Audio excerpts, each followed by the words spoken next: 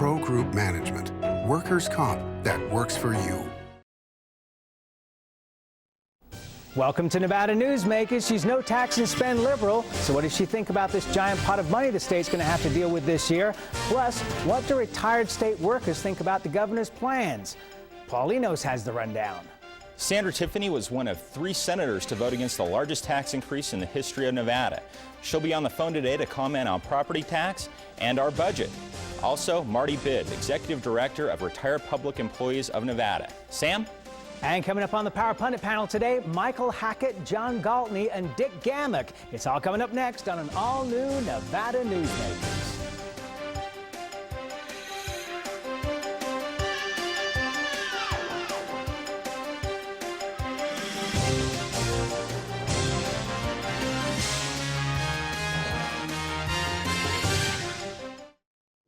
This is Nevada Newsmakers. For more than a decade, the Southern Nevada Water Authority has been helping the community embrace conservation as a way of life. That includes replacing more than 50 million square feet of grass with water-smart landscaping. During the worst drought on record, watering restrictions and tough landscaping codes have reduced the community's water use by billions of gallons, even as thousands of new residents were moving into Nevada. That's smart water management, and that's our promise to Nevada.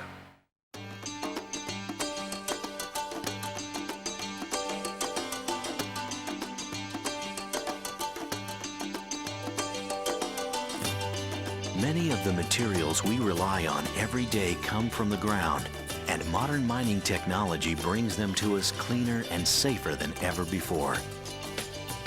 To learn more about America's natural resources, visit nma.org, the National Mining Association. Here at the Tahoe Reno Industrial Center, just 10 minutes east of Sparks, we're constructing a 16-mile expressway connecting I-80 to Highway 50. This expressway provides direct access and will make it much easier to get to work. A direct route for employment opportunities. From 100% fiber optics to clean, reliable power. Welcome to the Tahoe Reno Industrial Center, the largest industrial park in the world, building economic prosperity for Nevadans. Something spectacular has taken wing not far from Reno or Lake Tahoe, and never far from your mind. An escape of fine dining and legendary golf. Introducing the resort at Red Hawk. And at the center of it all, we've feathered our nest with new villas that have elevated Red Hawk to the status of a premier resort. The Resort at Red Hawk, a beautiful new arrival in northern Nevada.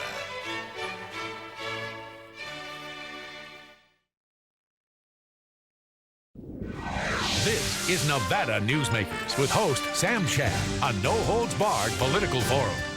Now, from the Nevada Newsmakers broadcast headquarters, here is Sam Shad. And back on Nevada Newsmakers, we welcome to the program State Senator Sandra Tiffany. She's the represents Clark District number 5, and the boards that she serves on. She's a member of Commerce and Labor, Government Affairs, and Taxation. Welcome to the program, Senator. Thank you. First of all, let's start out with asking you, how tough has it been adjusting to not being on the powerful Senate Finance Committee and moving to Commerce and Labor? Well, having been on the Finance Committees all my other years, I've been in since 1992, one thing that they could never do is take away that memory and all that knowledge. So it's been very useful to use in the Commerce Committee. Okay, and is there any resentment towards Senator Beers for taking your old position? No, Senator Beers didn't have anything to do with it. That's assigned by leadership. So if I were to be unhappy with anybody, it wouldn't be Beers, it would be leadership. Senator Tiffany, last week, you're vice chairman of the Taxation Committee, let me preface that. And last week you heard from a lot of your constituents on the property tax issue. What can they expect from property tax relief this session? Well, for sure we're going to do at minimum a cap or a freeze or a rate rollback. So at minimum, they will see relief from their tax bills, and I think the check needs to be written in August. But we're working really on a more long-term solution, and I think that we'll come up with that before the end of the session, and because we have to take 17 counties into consideration. So it will be deliberative. It will be quite, we're not through yet, but one thing I could say is they are going to get some property tax relief. What did you think of the Las Vegas Review-Journal's editorial a couple of weeks back talking about just lowering the ratio of assessed value? Well, that's not going to be enough. I mean, we could take the local rate and lower it, but in the whole piece of the pie that comes from property tax at a local level, what the county has the ability to lower isn't enough, and we want to make sure these people whose taxes have doubled have more relief than what we'd be able to give them just through the rate adjustment. Senator, you were instrumental in getting Keep Our Doctors in Nevada on the ballot and getting that passed. Are you looking at trying an initiative fix on property tax? I think that it would be a solution if the legislature doesn't go far enough to help our constituents with relief. And I also think that Prop 13 is a good idea to look at. But along with a Prop 13, which caps your property tax until you sell it, you also need to have a restraint on spending by local governments. How about state governments? Would you be interested in looking at an initiative that would cap spending on a state level? I think if you're going to cap the spending for government, you need to do it across the board. So if you had an initiative petition for Prop 13, and then you had which is the revenue part, and then you had a petition which was the spending part, you should do it statewide. You should do it for all government entities. Okay, let's talk about the $1.4 billion in excess money that the state has collected over the last biennium and this current biennium. Lynn Hentrick said that this money is going to get spent. Do you agree with him? I think that if you look at tradition, if you look at history, it has a very, very high likability of getting spent.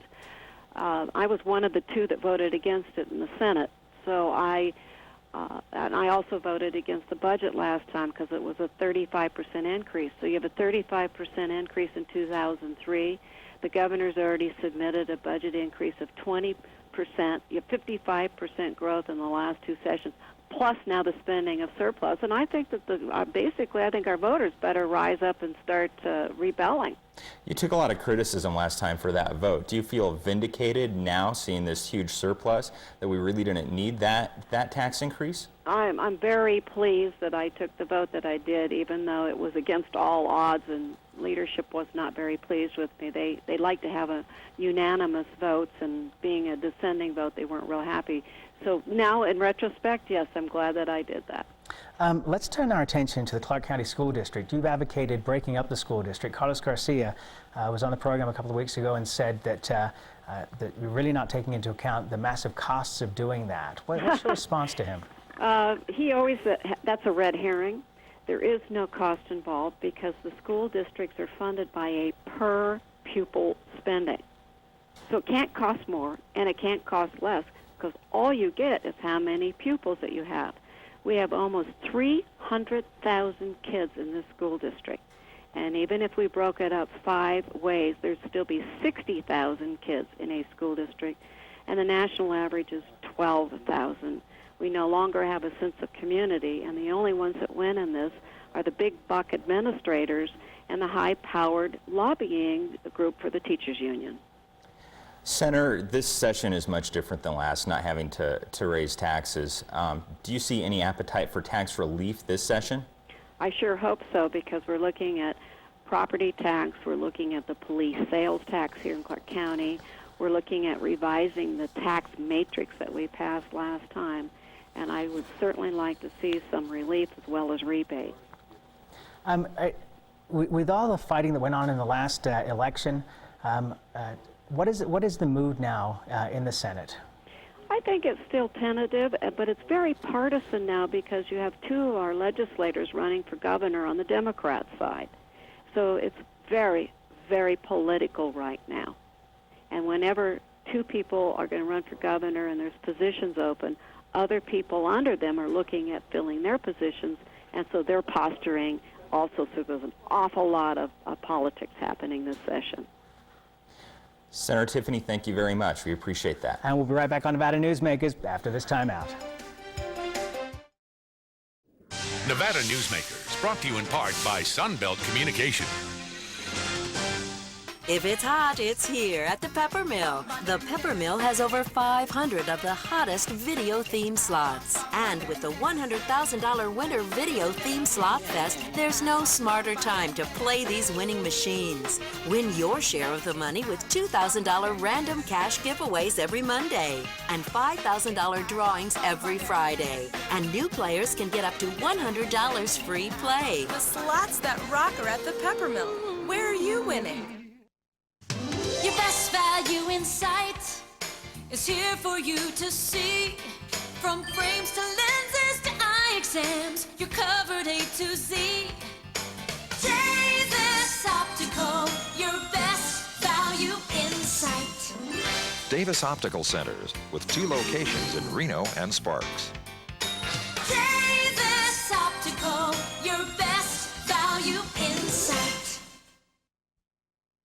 If you own a business and want to maximize your company's potential, join the Retail Association of Nevada. Our membership benefits include the Nevada Retail Network Self-Insured Group, providing workers' compensation coverage that can lower your rates. That savings can go directly to your bottom line. We are an effective pro-business organization that lobbies on behalf of our business members. The Retail Association of Nevada, protecting Nevada businesses for 35 years.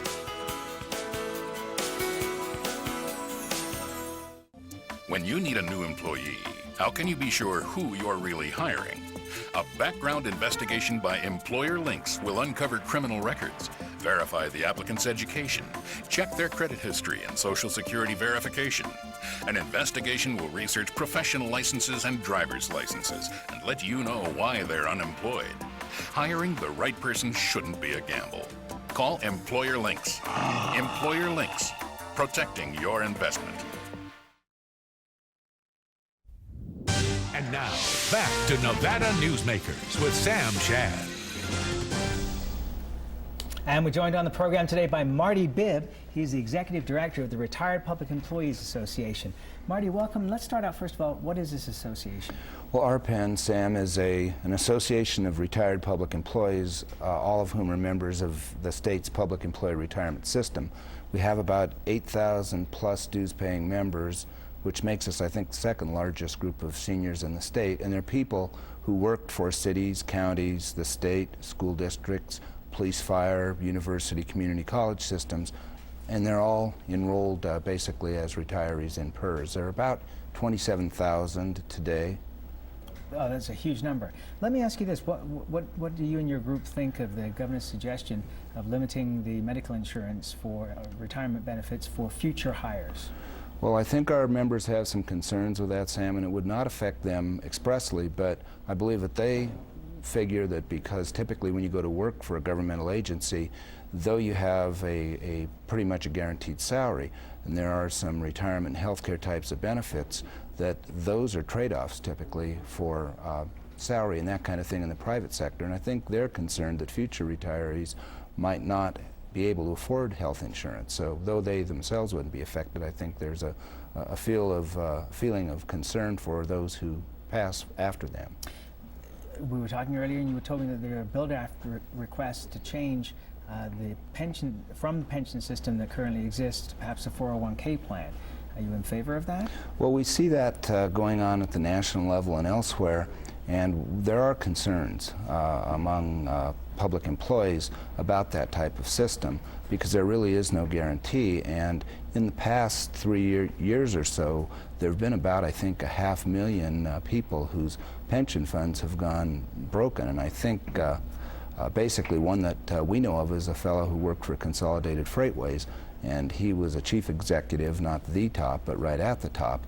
And he had worked many years for them and expected about $151,000 in annual pension. Well, when Consolidated went bankrupt, his annual pension looked like $22,000, which is ironically just in the range of what the average Nevada PERS retirement benefit is. So though there's some guarantee in terms of retirement benefit, it's certainly not at the kinds of levels that some do, but I think people do trade off higher salaries for some stability in terms of health care and in terms of retirement benefit. What do you think the number of uninsured seniors are right now in the state? Well, we're not sure in terms of seniors alone, but I believe Nevada has about the 4th highest number of uninsured citizens of any state in the nation. And that's why we are so concerned that in the future, if we're not going to be providing health care, or if folks can't afford health care, that's only going to exacerbate that problem. You know, do you work at all with AARP? Well, we do certainly see common issues with AARP, though ours is pretty much limited to public employees who are in the retirement system. And we thought it was kind of interesting a little earlier, within the past month, the Congressional Budget Office Director, a fellow named Douglas Holtz-Aiken, talked about, well, it is, and it's hard to remember sometimes too, but he made a presentation on budget and economy outlook, and he said it would be nonsensical for us in this nation not to anticipate spending more money on health care. And it's just by virtue of the spiraling nature of health care versus the other sorts of drivers in the Consumer Price Index. Have you guys taken a position on the President's proposal to privatize a portion of Social Security? No, we've not taken an official position on that federal legislation, although basically our people do not support the type of defined contribution retirement systems where the known entity is the amount of money going in. In a defined benefit retirement system, which is the type the state of Nevada has, there is a lifetime guarantee. It's not maybe as exorbitant or as lavish as some retirements can be, but there is a guarantee of that lifetime benefit, and that's provided for because of the actuarial work that's done in the investment policies and production of PERS. Incidentally, it's been very good in the past year. It's been in the 11 to 12% rate, which is a pretty good rate of return in this era. I thank you so much for being here. Fascinating stuff. Thank you, Sam. I didn't know that your organization existed. Now I do. We'll have you back. We'll be right back on Nevada Newsmakers after this timeout.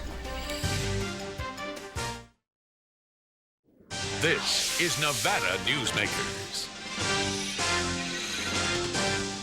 Until 3 years ago, my medical problems have been very few. I knew very little about the medical world. Then I got pneumonia, which produced heart trouble, and I was suddenly thrust into a whole new experience that was very bewildering and very difficult to handle. One-stop access for caregivers, NevadaCareConnection.org. Reno's best dining values are all at one casino, the Pepper Mill. You can enjoy great savings on our popular specials. Pepper Mill's coffee shop offers daily lunch specials, low-carb dining, and all your favorite comfort foods. You'll find sensational lunch specials featuring Reno's freshest seafood, sushi, pasta, and more at Oceano. And early bird specials at Reno's Premier Steakhouse and Romanza Ristorante Italiano. The best values are at the Pepper Mill. Where are you dining? If you own a business and want to maximize your company's potential, join the Retail Association of Nevada. Our membership benefits include the Nevada Retail Network Self-Insured Group, providing workers' compensation coverage that can lower your rates. That savings can go directly to your bottom line. We are an effective pro-business organization that lobbies on behalf of our business members. The Retail Association of Nevada, protecting Nevada businesses for 35 years. I tell you, John, this industry has really changed. Tell me about it. You seem to do pretty well last year. What's your secret? No secrets. Although I'll tell you something. The smartest thing I did was sign up with Pro Group Management. Really? Yeah, they do workers' comp, right? Yeah, their services are great. And get this, they saved me 30%. I've heard they saved others 50%. That works for me. Pro Group Management. Finally, workers' comp that works for you. And now, back to Nevada Newsmakers. And back on Nevada Newsmakers, we are joined by Dick Gammick, Washoe County District Attorney, John Gwaltney with the State School Board, and Michael Hackett with Alrus Consulting. Let's start out with you, Michael. Senator Tiffany suggesting that the public should start an uprising here over these taxes. Do you think that's going to happen? Or is it already happening? I think you're going to get the uprising over the property tax issues regardless of what the legislature does. They're, in a way, they're kind of in a no-win situation because there's so many factors they have to balance here, not only providing relief to those that are most heavily impacted by the rising property taxes, but weighing the concerns of the local governments and everything else. So I really think a petition is going to come regardless of what the legislature does. Dick? I really hope that the legislature and folks like Senator Tiffany are looking at the impact that they're going to have with what they're doing. The battle cry, there's always a battle cry down there, and the battle cry this time is cut property taxes, freeze property taxes, do all this. In the counties, I couldn't believe she said, well, the counties are just going to have tough, basically. We got 3 counties on the edge of bankruptcy now. And are we just going to force the counties into bankruptcy? Is that the idea behind all of this? People demand different functions. They demand government to do things, and they're going to have to pay for it. And what doesn't keep getting brought up is we are the 4th lowest state in the union on taxes. That's never brought up. We don't have outlandish taxes here. Dick, if you put a 6% cap on it, though, as some people have suggested, you're still going to get that increase. Local governments are still going to get their increase. It's just not going to be as high as they've projected that increase to be, correct? Well, I want to see the fallout on the figures first, Paul, before I even say 6% sounds good. The figures are just being picked right now. Ideas are just being picked. You don't see anything to support them. And I really hope, I know something's going to happen. I just hope they're going to take a look at the impact they're going to have. We rely on property taxes a lot in this state, especially at local government levels. Local government, and schools. Yes, definitely so. They keep screaming education, but... Yeah. What did you think about the idea of Senator Tiffany's to break up the Clark County School District and her saying that it's not a financial situation that's the problem here? Are you talking? I certainly would be opposed to breaking up Clark County District. I think we'll raise the cost. And it's not because you're a fat cat administrator, right? Well, I'm not a fat cat administrator, but the fact of the matter is the cost will rise no matter what you do. The economies of scale of that system allow it to operate on one of the lowest per student funded ratios in the state. And it's still, well, I know Carlos would tell you that's not true, but the fact of the matter is that it functions very well under that. The burdens that that system face are not the funding burdens, even though I know he will give me a hard time about that. It is the challenges that are coming in the door. It is the number of English as a non-speaking language. It is the question of how many new teachers you have to break into the system. These are not economies of scale questions. These are changes in our social structure in Las Vegas that's killing that system. Otherwise, it could function, in my opinion, on that funding level. Can't, given those circumstances. Paul? Let's kind of get off this topic for a minute. Last week up here in the north and then this weekend, there was a rally to support Senator Reid in wake of the Republican National Committee's little paper they did on him, 13-page paper, kind of detailing. And this was Republicans for Reid. This was Republicans for Reid, about 400 of them. Do you think that the RNC was out of line in putting this report out, or do you think the Democrats are just whining because they're going after their boy? Oh, boy, that's an interesting question. First Well, it was Republicans for Reid right off the bat. Yeah, it's Republicans for Reid, but there were also in Carson City, there were also a big rally of Democrats and some Republicans, but mostly Democrats there to support the senators. So. Well, I want you to know that they called me and said, can we use your name? You're a registered Republican to support the senator. And I said, absolutely. This man has been extremely important to this state. He has supported this state in a lot of ways. He's probably the 4th or 5th most powerful man in the world currently. Given that situation, this state needs this gentleman, whether he's in my party or in a foreign party altogether. We need this man, so I would. But when you have that kind of power and somebody plays hardball, I mean, that's all it is. It's hardball and it's politics. Do you think that the RNC was really out of line to produce this study? No, I don't think they're out of line to produce a study. That's what they do. The loyal opposition always beats on the other side. That's a standard game plan. But I think the state of Nevada rallying to support this man makes all kinds of sense, whatever party you're in.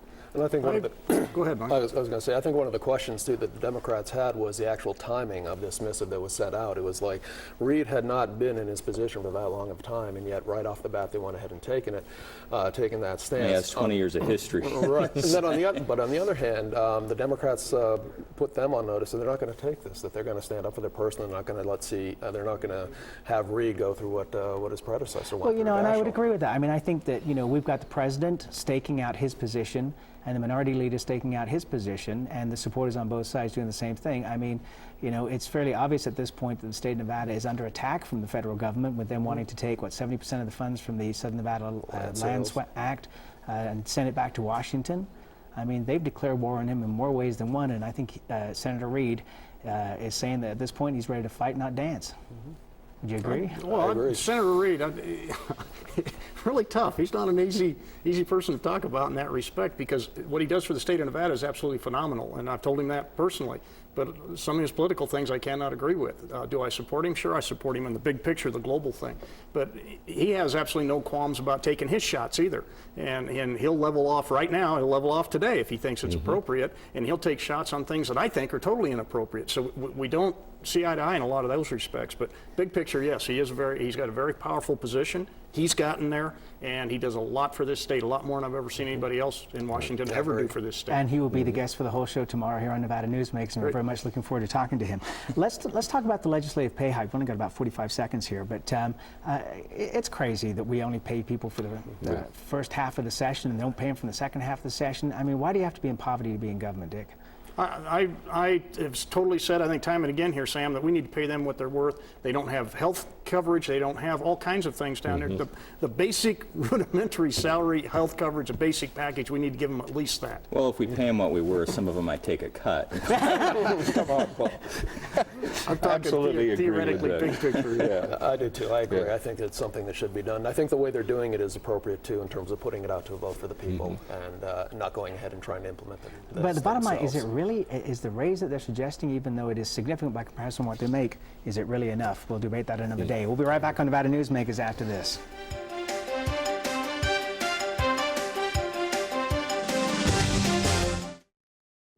This is Nevada Newsmakers. Your best value in sight is here for you to see. From frames to lenses to eye exams, you're covered A to Z. Davis Optical, your best value in sight.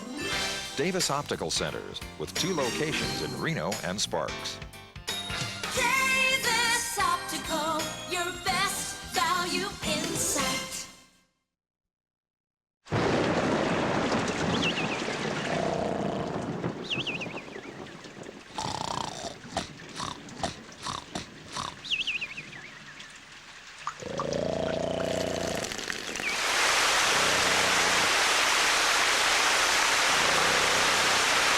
For a hole in your roof or a whole new roof, the folks at Van Dyne Roofing can get it fixed with their eyes closed.